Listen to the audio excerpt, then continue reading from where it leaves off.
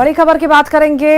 कलमना मिर्च मार्केट में भीषण आग लगी है। मौके पर दमकल की गाड़ियां पहुंची हैं। इस वक्त की बड़ी खबर आपको बता रहे हैं नागपुर से, जहां पर कलमना मिर्च मार्केट में भीषण आग लगी और मौके पर दमकल की गाड़ियां पहुंच चुकी हैं। अफरा तफरी का माहौल हो गया जैसे ही आग लगी। ये तस्वीरें आपके सामने हैं, नागपुर की ये तस्वीरें हैं कलमना की, जहां पर मिर्च मार्केट है वहां पर भीषण आग लगी और देखते देखते आग बढ़ने लगी। फिलहाल फायर ब्रिगेड की टीम मौके पर मौजूद है। देखा जा सकता है किस तरह से धुएं का गुबार उठ रहा है। कलमना मिर्च मार्केट की ये घटना आप देख रहे हैं। धुएं का गुबार देख सकते हैं, भीषण आग है जिस वजह से धुएं का गुबार निकलता हुआ देखा जा सकता है। कलमना मिर्च मार्केट की तस्वीरें हैं। मौके पर दमकल की गाड़ियां पहुंच चुकी हैं। प्रयास लगातार जारी है।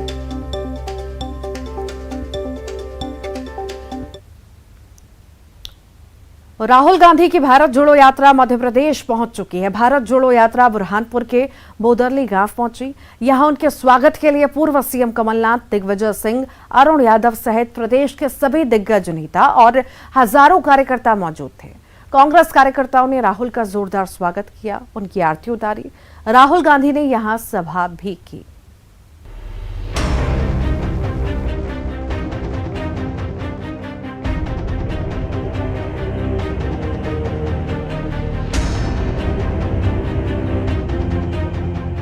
राहुल गांधी की एमपी में एंट्री हो चुकी है। यात्रा का पहला पड़ाव बुरहानपुर जिले का बोदरली गांव रहा।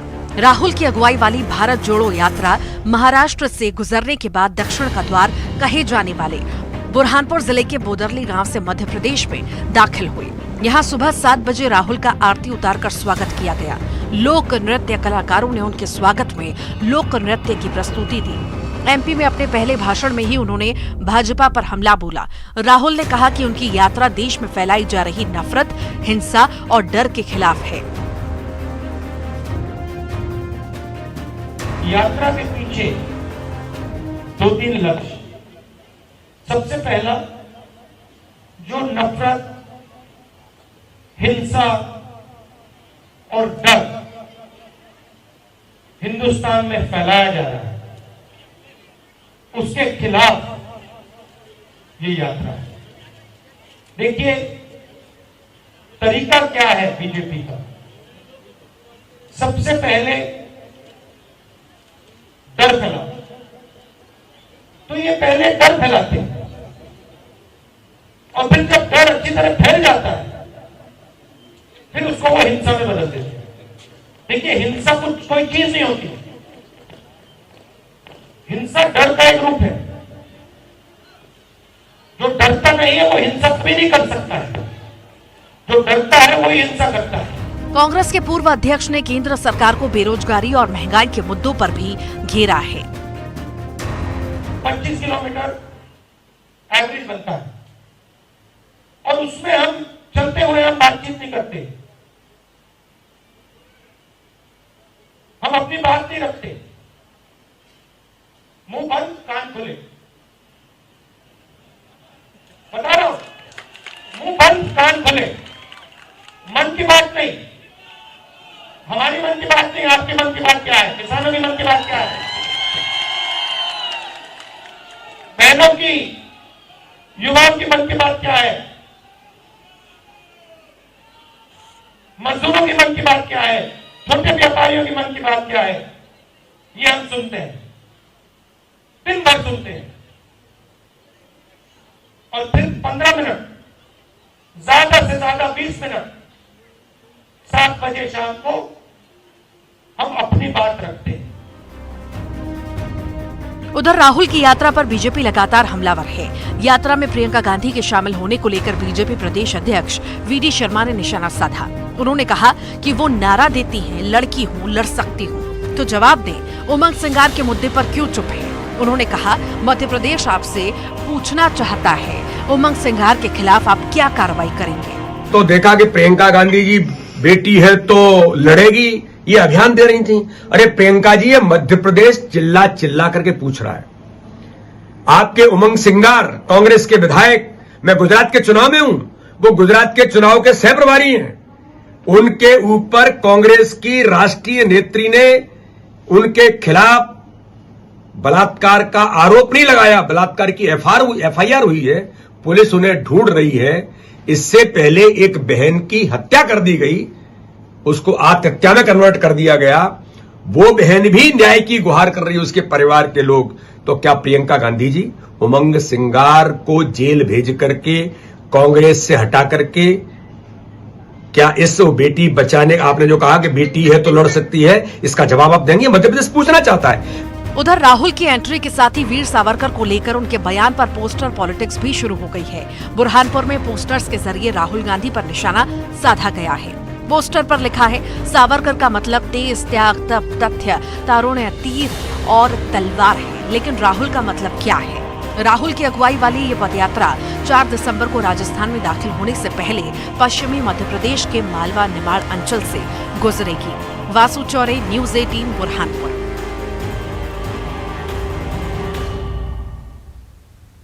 राहुल गांधी की भारत जोड़ो यात्रा के मध्य प्रदेश में प्रवेश से प्रदेश की राजनीति में उबाल आ चुका है।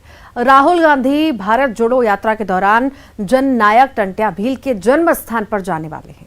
तो वहीं बीजेपी ने टंट्या भील की जन्मस्थली से जनजाति गौरव यात्रा निकाली है।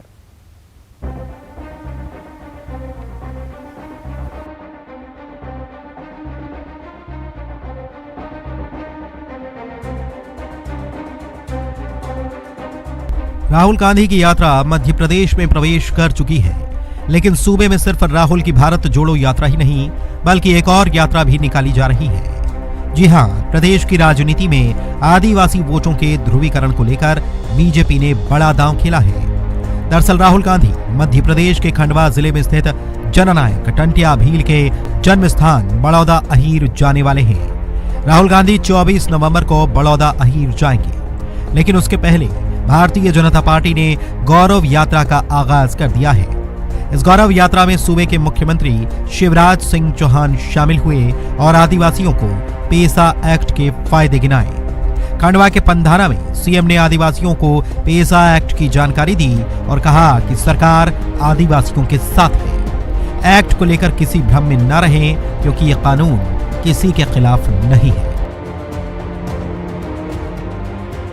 आज मैं आपको पेशा कानून पढ़ाने आया हूं कि ये क्या है और इससे क्या फायदा होगा।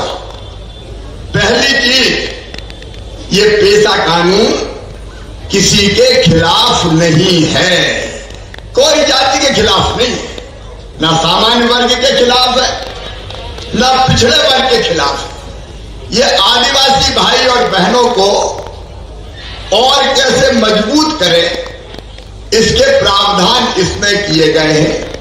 ये नभासी इलाकों में लागू होगा, ये शहरों में लागू नहीं होगा, ये गांव में लागू किया जाएगा, ग्राम पंचायत में, ग्राम सभा के माध्यम से। और ग्राम सभा में जितनी जातियां उस गांव में रहती है, उन सब जातियों के लोग रहेंगे और इसलिए किसी को डरने की जरूरत नहीं है। ये बात मैं पहले साफ किए देता हूं। सीएम शिवराज सिंह चौहान टंट्या मामा की जन्मस्थली बड़ौदा अहीर भी पहुंचे थे। यहां भी उन्होंने आदिवासियों के हितों की बात की और चिर परिचित अंदाज में आदिवासी नृत्य मंडली के साथ थिरकते नजर आए। बहरहाल बीजेपी ने गौरव यात्रा का आगाज कर दिया है। इस यात्रा के दौरान आदिवासियों को पेसा एक्ट के फायदे गिनाए जा रहे हैं। दरअसल चुनावों से पहले पेसा एक्ट को मास्टर स्ट्रोक भी माना जा रहा है। प्रदेश के चुनावों में आदिवासी वोट को निर्णायक माना जाता है और ऐसे में देखना होगा कि आदिवासियों के लिए पेसा एक्ट समेत तमाम कदम जो बीजेपी की सरकार ने उठाए हैं, क्या वो 2023 में गेम चेंजर साबित होंगे। खंडवा से हरेंद्र नाथ ठाकुर के साथ ब्यूरो रिपोर्ट, न्यूज़ 18।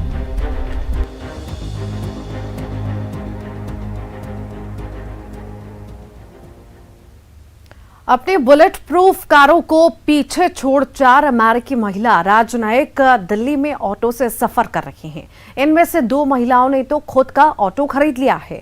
ऑटो से न केवल विदेशी महिला राजदूत अपने अपने दफ्तर जाती हैं, बल्कि दूसरे कामों के लिए भी इन्हें ऑटो का सफर ही पसंद है। जी हां, अमेरिकी diplomat N L Mason, Ruth Holberg, Sharin Ketterman और जेनिफर बायवाटर्स का ऑटो रिक्शा इन दिनों खूब सुर्खियां बटोर रहा है। दिल्ली की सड़कों पर विदेशी महिलाएं खुद ऑटो चला रही हैं। वो भी कोई आम महिला नहीं बल्कि अमेरिका राजनयिक। जी हाँ, भारत से रिश्ते मजबूत करने के लिए अमेरिकी महिला राजनयिकों ने अपने निजी ऑटो से दिल्ली की सड़कों पर सफर शुरू कर दिया है। ये भारतीय संस्कृति से भी पूरी तरह रूबरू होना चाहती हैं। अपने बुलेट प्रूफ वाहनों को छोड़कर एनएल मैसन, रूथ होल्मबर्ग, शरीन जे किटरमैन और जेनिफर बायवाटर्स ने अपने सभी कामों के लिए खुद ऑटो ड्राइव करना पसंद करती हैं। ये सिर्फ उनका शौक नहीं बल्कि लोगों के सामने एक मिसाल पेश करने के लिए भी इन्होंने पब्लिक ट्रांसपोर्ट से आवागमन करने का फैसला लिया। Actually, when I was in US planning to come to New Delhi, I had heard about the Mexican ambassador. 10 years ago, she had an auto and she had a driver. That's when I started thinking about it. When I came here, I saw Anne who had an auto. So when I own an auto, I want to drive it. So that was my whole goal. I love it. I enjoy driving the auto very much, and I love it when other women and girls see that I'm driving it, and I like that they see that it's a possibility for them as well. अमेरिकी diplomat NL मैसन कहती हैं कि मुझे वाहनों से प्यार है। पाकिस्तान में बख्तरबंद वाहनों में सफर के दौरान ऑटो में बैठने का मन होता था, लेकिन भारत आने पर उन्हें ऑटो खरीदने का मौका मिला। When I was in Pakistan, before coming to India, I was in armored vehicles and they were big, beautiful vehicles, but I would always look out on the street and I would see the auto rickshaws going by and I always wanted to be in the auto rickshaw. So when I got to India and I had the opportunity to buy one, I took it immediately. Well, when I got to Delhi, I met Anne and Anne had one. And after riding in it, I decided that I needed to be able to do this too. Shareen जे किटरमैन ने अपनी auto में दोनों side रंग बिरंगी लटकन भी बांधी है। विंडशील्ड के पास संयुक्त राज्य अमेरिकी और भारत के झंडे लगाए हुए हैं। उनका कहना है कि वो दोनों देशों के बीच और रिश्ता मजबूत करना चाहती हैं। शरीन ने कहा कि वो भारतीय और अमेरिकी कामकाज के तरीकों को समझती हैं और दूतावास एक दूसरे की संस्कृति का सम्मान करते हैं। रूथ होल्मबर्ग को हलचल भरी दिल्ली की सड़कों पर ऑटो चलाना बेहद पसंद है। ये विदेशी कूटनीतिज्ञ बेहद खास है। इनकी कूटनीति का एक हिस्सा एक दूसरे को जानना है और उनसे अच्छे रिश्ते बनाना है। Bureau report, news 18।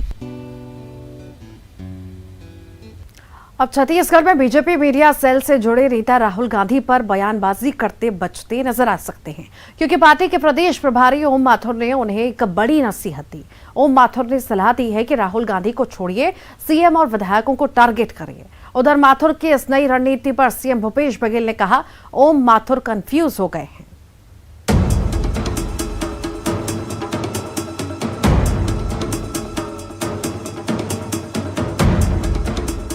Chhattisgarh BJP के प्रभारी ओम माथुर ने एक दिन पहले कहा था कि राज्य में कांग्रेस कोई चुनौती नहीं, लेकिन अब उन्होंने पार्टी के नेताओं को नसीहत दी है कि राहुल गांधी पर बयानबाजी करने के बजाय सूबे के मुख्यमंत्री और विधायकों पर हमलावर हो जाइए।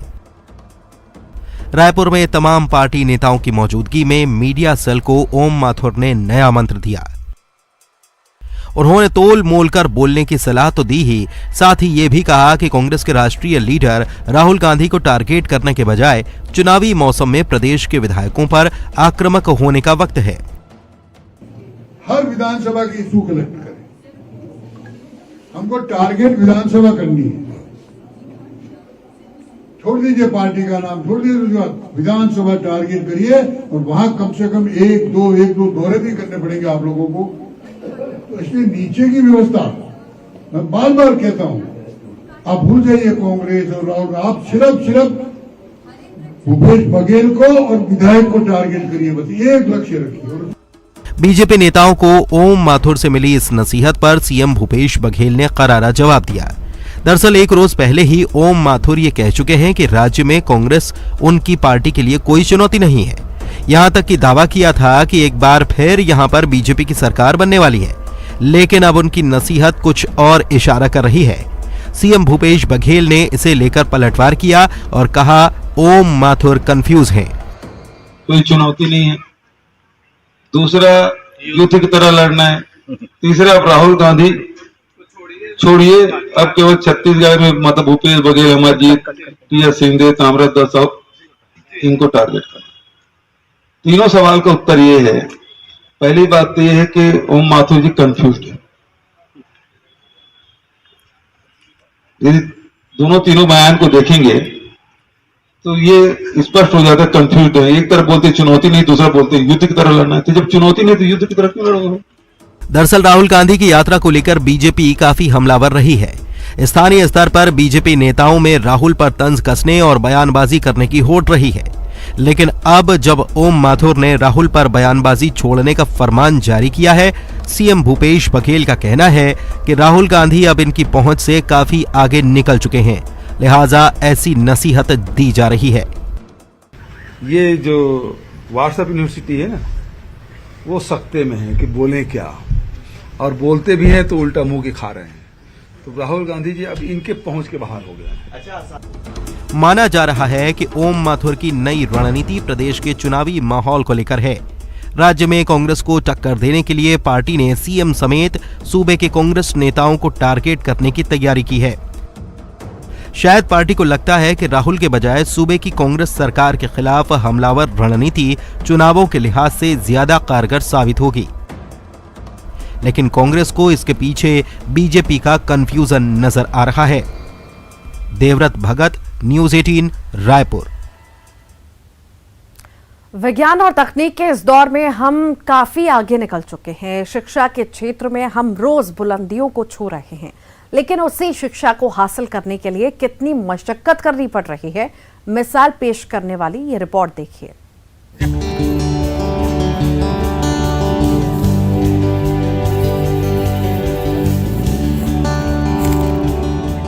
बीहड़ के बीच बसी ये बस्ती, जहां से शहर का सफर मुश्किलों भरा है, लेकिन कंधे पर स्कूल बैग और हिनहिनाते घोड़े की सवारी लेकर ललित चल पड़ा है स्कूल।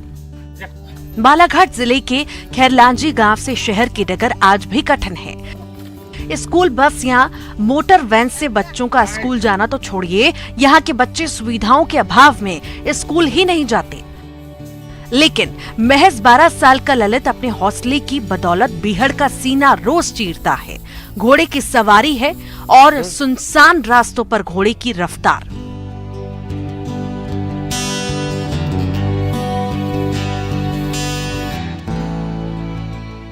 आनु पापा ने सिखाया, उसके बाद मैं खुद ही चलाने लगा। साइकिल में पैर दुखता है कि फिर घोड़े में जाने लगा, आदत बन गया। आज के दौर में घुड़सवारी कर स्कूल जाना हैरान तो करता है, लेकिन इस लड़के के हौसले को सलाम भी। बच्चे का पूरा नाम ललित कुमार कड़ोपे है। वो शासकीय माध्यमिक शाला खैरलांजी में 6ठी कक्षा में पढ़ता है।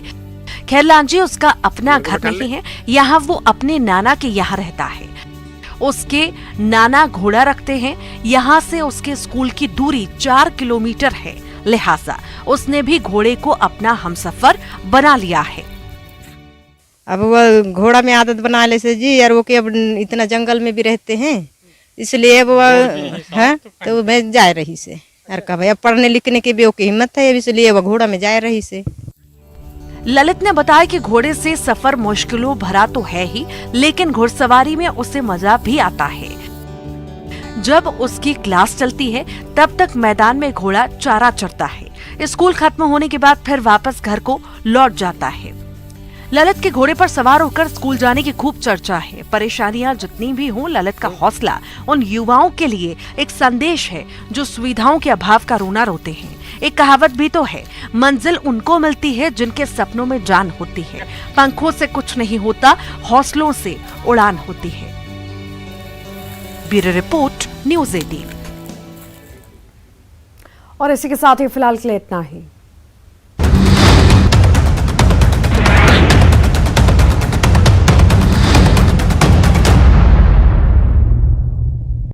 Headlines presented by